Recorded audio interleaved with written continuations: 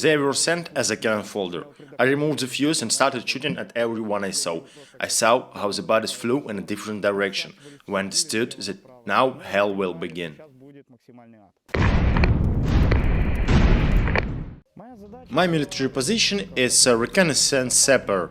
We had direct contact with the enemy. One of the good examples was the first day of fighting in Rubizhne. We were informed that one of the buildings on the outskirts of the city was occupied by enemy, and we had to clear it. In this case, we performed the function of special forces to come clean and check.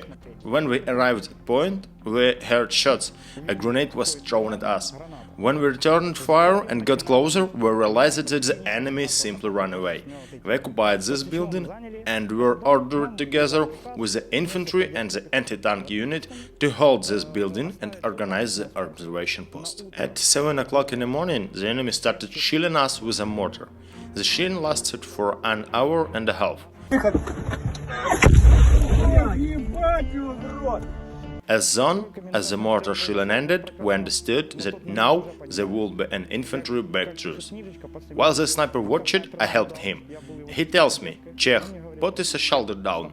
I put my shoulder on him, and he looks in a scope and says, "I see BMP and infantry." I ask, "How many are there?" He answered, "Company."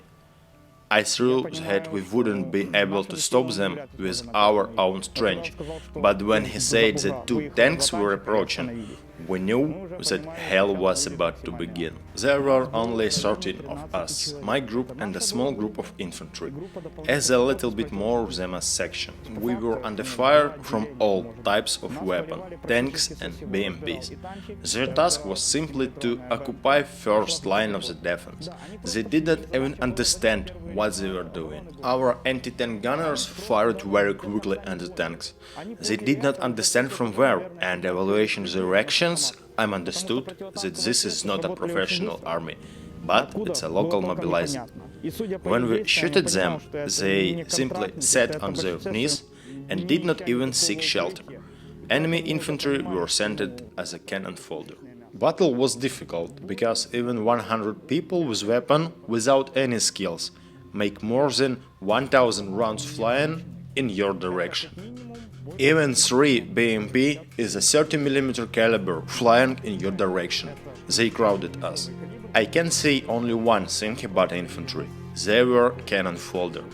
They didn't have any specialities. They were just a people in a Second World War helmets, without body armor, with very old equipment. They just walked in our direction and didn't even understand that we were there. One of my mates took an RPG and through the windows shot at BMP and hit it. He took a second RPG and looking for an BMP with a beastly look, and he realized that there was not BMP, but there was a group of infantry. He just shot at them. I saw body flying in a different direction. It was very epic. We ran through corridors, through which bullets flew in all directions, approaching the door that was shot by a 30mm cannon, and you understand that it's a miracle that you did not die. If there was an opportunity, I would travel here. There was one comical situation. My mate was shooting, and a tank shell flew by and he lost consciousness. We thought he had already died, because we couldn't contact him. When he woke up, he saw a hole in a wall. I don't know what it was. He showed heroism or just rage. He removed the fuse from machine gun and just went out into this hole in the wall and started shooting at everyone he saw. If it was all filmed by a copter, it would be very beautiful. The problem appeared when we realized that the enemy's vehicle began to go around us on the flanks. They were not coming toward us. Then we realized that we had to leave. There was a tank that stopped the movement of the group, and one of the groups remained in this building. The tank destroyed the passage and they couldn't get out. The group stayed overnight surrounded by enemy. We had no contact with them, but after we left, we found out that those guys stayed there. Then our group had to unblock our guys. The situation was such that the safe exit was blocked, and the dangerous exit was fired upon by enemy. Their heroism can only be envied. These guys lasted the whole night, 4 people. They called artillery fire on themselves, but the artillerymen refused and said that they couldn't shoot because our troops were nearly. But for artillerymen answered, "You don't understand, we are surrounded." They wanted to take them by assault. They heard the voice of the enemy, but bravely shot back and threw grenades. Every half hour the enemy tried to assault, but constantly retreated. And so it continued all night, until in the morning our guys completely left this building, without any loss at all. The enemy suffered heavily on the first day. I think they lost more than a company. They just marched like a Red Army during Second World War. You kill them and they just march on. I didn't understand them or their comment. We are a country that has been at war for 8 years. All officers in our brigade are combat officers.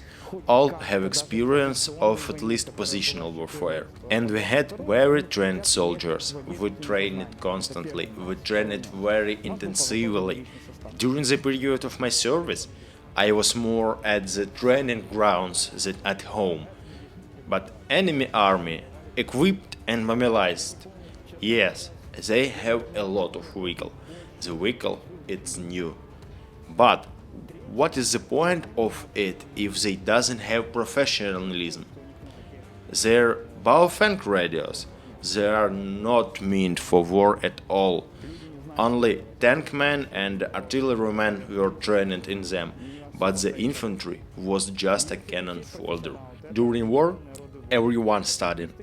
If we become experienced, then so does the enemy. The worst are memories about civilians. The enemy fired at everything, they didn't care. You just drive down the street and see many bodies of murdered people who were in the wrong place at the wrong time. The enemy used reactive artillery. They shelled the districts and didn't care about civilians. They didn't care that they didn't kill a single soldier, but killed about 10 civilians. You just go and realize that you can't do anything. It's war. Such flashbacks are worst. Your morality is broken by the fact that you want to help everyone, but you are alone and you can't influence it. How to remain yourself? You only have your brothers. We hold on to each other, no matter how hard it is morally or physically, no matter how afraid you are of artillery and other things.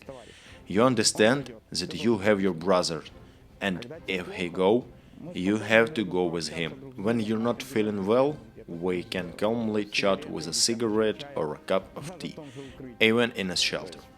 We just try to hold on to each other, open our soul. We are men. In general, it is not our nature to open our souls, but the war showed that these people can be trusted with everything. When I go on another suicidal task, I am confident in everyone who goes with me. And if they go forward, I will go with them. Not because I am fearless, I am very afraid, but I will go because I trust them. How far we are ready to go further? We have guys from Luhansk, there are guys from Kherson, there are even soldiers from Crimea. We will fight until we win back all our lands. If only my house is safe, it will be shamed for me in front of all my friends. We came to this war together. We will win it together.